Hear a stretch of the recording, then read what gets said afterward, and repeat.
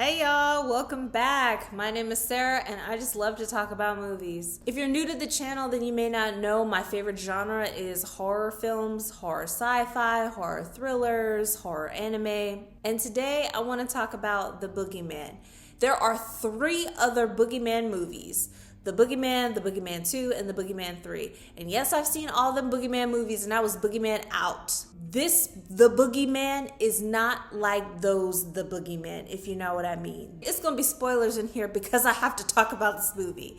So if you guys haven't seen it, I hope you still watch it because I really want us to talk about it. But if you have seen it, please let me know what y'all think. The movie starts with a very disturbing scene of like a toddler in a crib. So the closet starts creeping open and you hear the baby start to cry and get more and more upset, crying. You hear something like this soft, like noises, and it sounds like someone talking, but it's very garbled. And slowly, as the camera starts to move closer to the crib, you hear footsteps and that garbled sound becoming clearer, becoming words, becoming specific words, telling the baby not to cry. And then you see like the edge of something grab the edge of her crib, and then you hear the child scream and then blood spray. And that's how the movie starts. Next thing you know, we're in a dark room and then the door opens and you see a teenage girl sort of like standing in the doorway, and it looks like she's afraid to go in. But then she goes in and you see that you're in a closet, and she's like walking around looking, and she touches one of these like beautiful vintage dresses. She picks it up and walks out with it. And as she walks through the room that she entered to get to the closet, you see that it looks like a beautiful art studio full of light and all of these paintings. And the biggest painting is of a family. In the next scene, we see a little girl waking up. And she's got a moon nightlight right next to her. She got lights on. When her alarm goes off, she immediately wakes up and turns all the lights off and starts getting ready for her day. Downstairs, you hear people talking, and as you move through the house, you find out that their father is like a psychologist or a therapist or counselor, and he sees patients at the house. He wraps up a session with his patient and then goes and takes his kids to school. Apparently, this is the first day that they're both going back to school since their mother passed away a month prior. So the first day back, we're following the older sibling, Sadie. So she puts her headphones on and she just plows through and goes, head forward straight to her locker. And she finds this lunch that it looks like her mother made for her, but it's been sitting in her locker for 30 days, so it's like rotten. And then a group of girls comes up. At first, you think that they're there to say, like, I'm sorry. It looks like she knows one of them from the group. And this blonde girl, Natalie, picks a fight with her and then shoves her and ends up breaking the lunch all over her. So she ends up leaving school early and going home to change. That same day, a man shows up at the house to speak to her father, Will. He doesn't have an appointment, but he seems very distressed. So Will agrees to see him. He introduces himself as Lester. He's like, I'm here because I don't know where to go. I'm having a really hard time. And I found you after reading about how your wife had passed, and that you may know kind of what I'm going through. So Will sets up a recorder for the session. He tells Lester that he's going to record this session and why. And so he begins to tell him about the circumstances that brought him there, which were the unexplained deaths of all 3 of his children, and how he has been accused of being responsible for their deaths. And he's trying to tell him that he believes that a monster killed his children, that somehow it caused their death. And he shows him a picture that one of his kids drew of it. Will is super professional. He's like, I'm so sorry for your loss. I need to use the bathroom. Will you excuse me? He should have. That felt very real. That felt real as hell. Like, okay, well, you wait right here and I'll be right back. He immediately went into the kitchen and called, not 911, but he did call an emergency services, and like, he appears very distressed and we need some assistance here. He doesn't know that Sadie is upstairs, that she came home early because of the incident. For whatever reason, Lester starts wandering around the house. So Lester gets got in the house. Sadie is the one to find the body and is traumatized, of course, and thinks that something weird happened, but is not sure what happened exactly because she was outside of the room where it happened. So it looks as though Lester committed suicide in their home, but she didn't see it happen directly. She just kind of heard noises and sounds, went into the room because she wasn't sure what was going on, and that's where she found the body. Police show up at their house. Her little sister is riding a bus home. Everybody's freaked out. Sadie is trying to talk to her dad, and her dad is clearly like, I'm at my limit. I can't handle. Do you have a therapist? I appreciated the fact that they didn't make his character therapize his own kids. He's like, actually, I can't handle that. So I'm going to refer you to a licensed mental health professional. Sadie goes back to school after this happened. And, since that, creepy things have been happening, doors opening that were closed. Her sister Sawyer is not with it at all. She got every light bulb in the house in her room, and she knocks out at night. Sadie decides to do some research on her own and find out who Lester was and why he came to her house.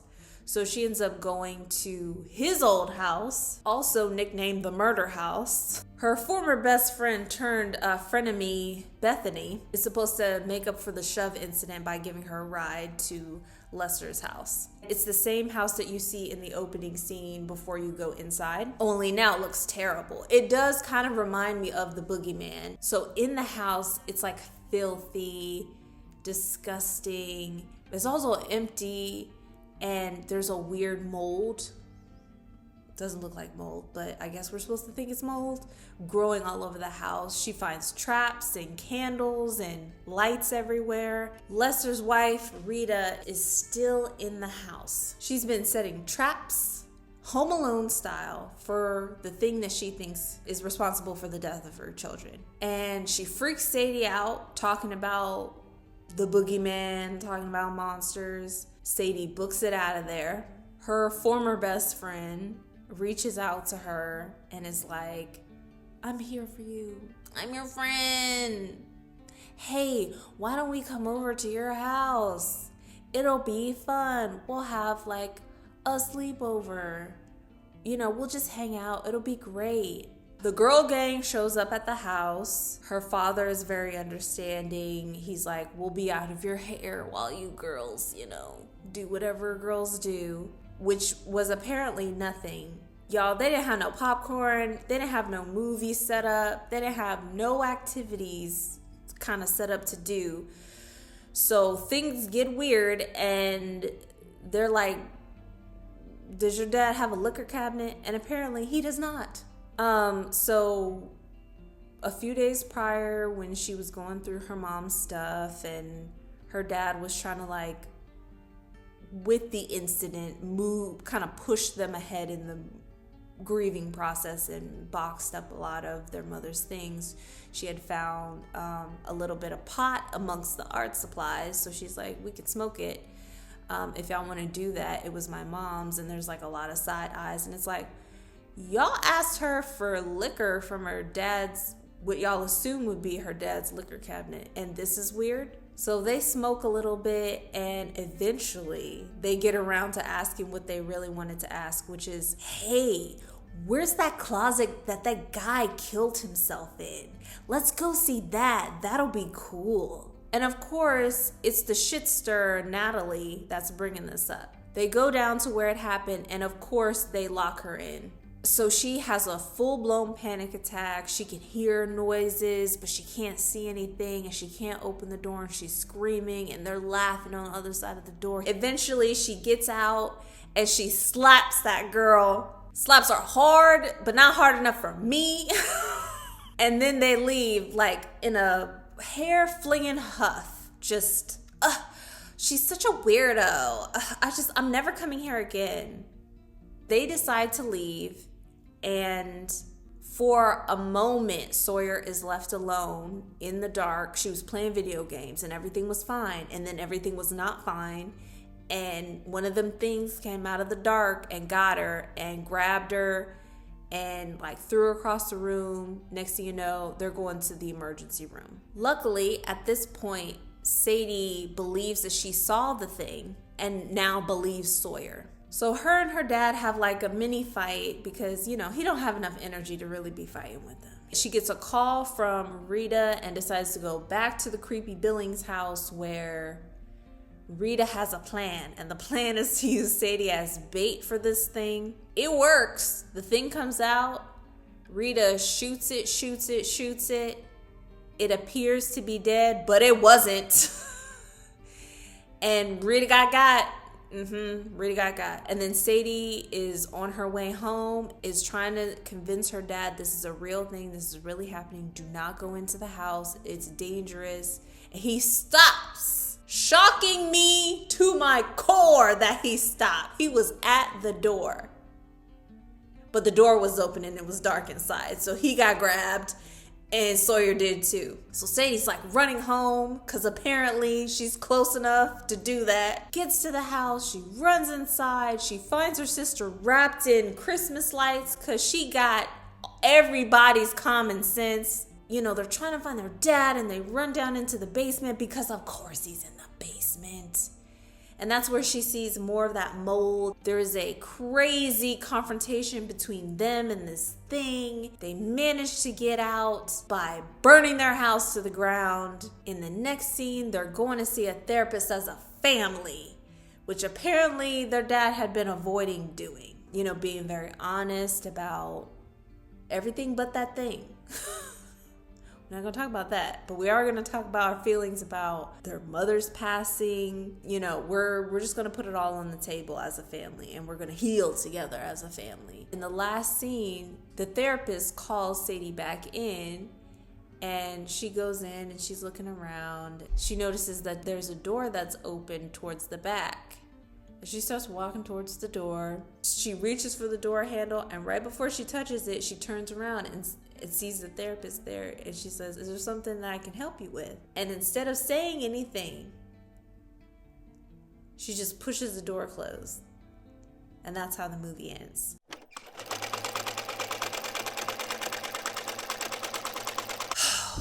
Teenagers, teenage hormones, teenagers and their hormones. This whole teenager girl gang could have been lifted right on up and out of the story.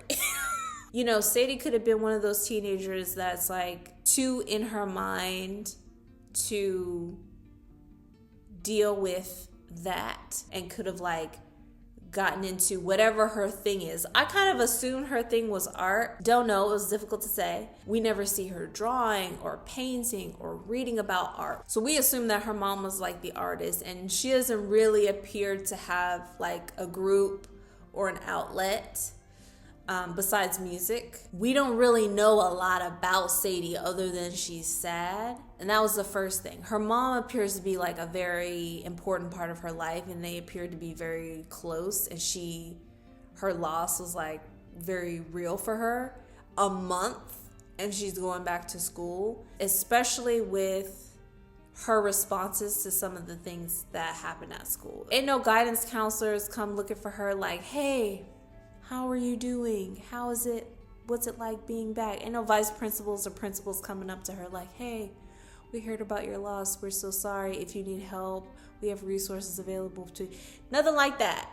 What we did get to see was her former best friend, which we don't have no other information on how they were former best friends. No like childhood pictures, nothing like that. We didn't get to see her at the funeral, which apparently she went to, but that is about as far as their friendship went, because she let them other girls bully her friend.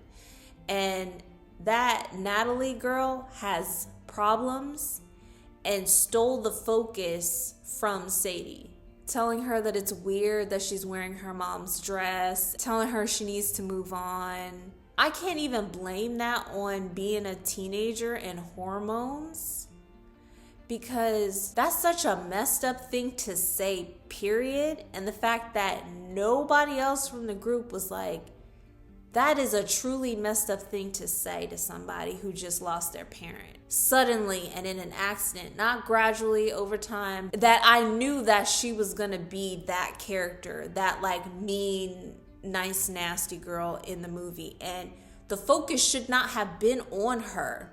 The focus should have been on Sadie and what Sadie's going through, making her the relatable character. Now Natalie is just taking up air and space because the things that she's saying and doing are so wild. Her shoving her. When Sadie walked through the school, a bunch of people recognized her and knew that her mom had passed and were trying to give their condolences, but Sadie was like tuned out of it. So people know that her mother just died. This girl shoving her, to me, put their dynamic at like an 8, where it should have been at like a 3. Did this just start happening with her? Like, I started thinking about it way too much. Like, how well do you know her? Has this been going on for a long time? Because didn't nobody say nothing about that? How do you not notice the girl whose like mom just died being shoved in the hallway? How do you not? Ain't no teachers around, ain't no other students saying nothing about that. I mean, she left early to like clean up and stuff, but she don't write about it in a diary. She didn't mention it to her dad, and went back to that girl that was supposed to be her like her former bestie and like asked her for a favor. And I'm like, teenagers are undefeated because this is stupid. It didn't feel real to me. She just sort of like folded in and didn't say anything to anybody. That is another response, but I'm like, it's a lot going on. So that, and then continuity. Lester talked about the order in which his kids died. What we saw at the beginning of the movie directly conflicts with that information. I didn't like that. I didn't like that. When the girls came over to the house, the time it took for them to get all in a huff and leave the house versus the time that it took for Sadie and her father to notice that Sawyer was getting mollywopped in the living room took way too long. That was not believable at all. How big is their house that they didn't hear anything or see anything? Did he have to take them home? Is that what the issue was? Because her friend can drive, so I assume that she drove everybody there.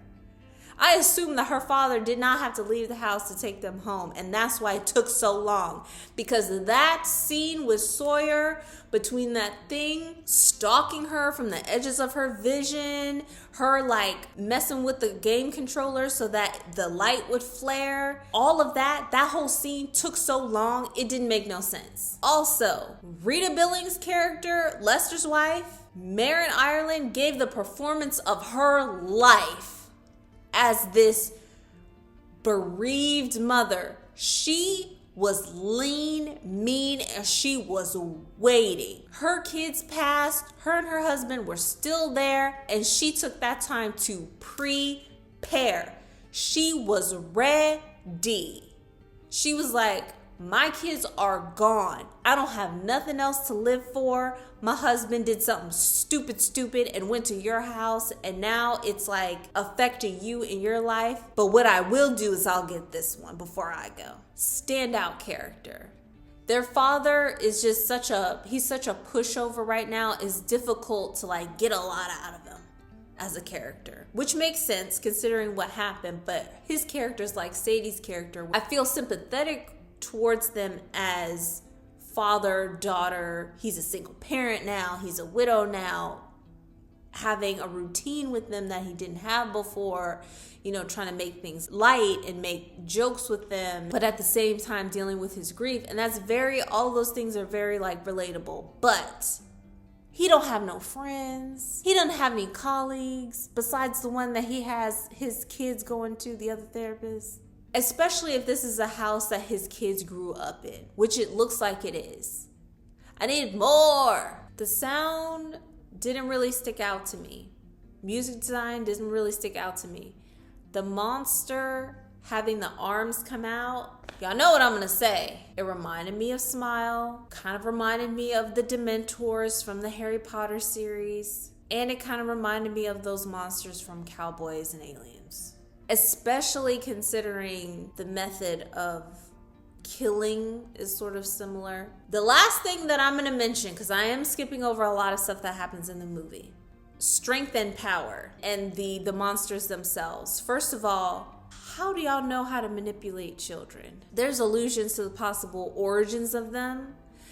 Nothing set in stone, no solid research or anything on the Boogeyman. That is something that is different in this movie, is that nobody is typing in a search bar, the Boogeyman, origins of. But the voice mimicry thing was interesting. But the fact that they used it and the way that they used it, they have a very deep understanding of human psychology, using the voice on Sawyer, using the voice on Sadie, her mother's voice, knowing which voices would be the ones to get the response that they wanted from their victims. How fast can they move through the darkness? Because in the first opening scene, it made it seem like they had done something violent to the child. The first child that died, one of the Billings kids. But at the end of the movie, we see that with Sadie, it was trying to absorb her soul or essence or whatever was coming up out of there. But Rita, they didn't even bother with Rita. I think because Rita got some shots off, they ripped Rita in half. And I mean, that takes enormous strength. I would give the Boogeyman 3 out of 5. I would recommend it. It's not like the other Boogeyman movies at all. No. If you want to see something that I think is much more modern and more developed, I would watch They or The Sixth Sense. Now, The Sixth Sense is about ghosts, so it's not the same, but you'll notice some similarities in the child characters if you decide to watch it, and the mean girl gang kind of thing. But The Sixth Sense has a much more developed characters and storyline. They, I think, is much more modern and deals with young adults, so it's young adult life, and goes straight to how would you react to this situation if you were a whole grown adult and weird things were happening to you. Please let me know what you all think. Thank you so much for spending your time here with me today. I really appreciate it, and I'll see you all next time.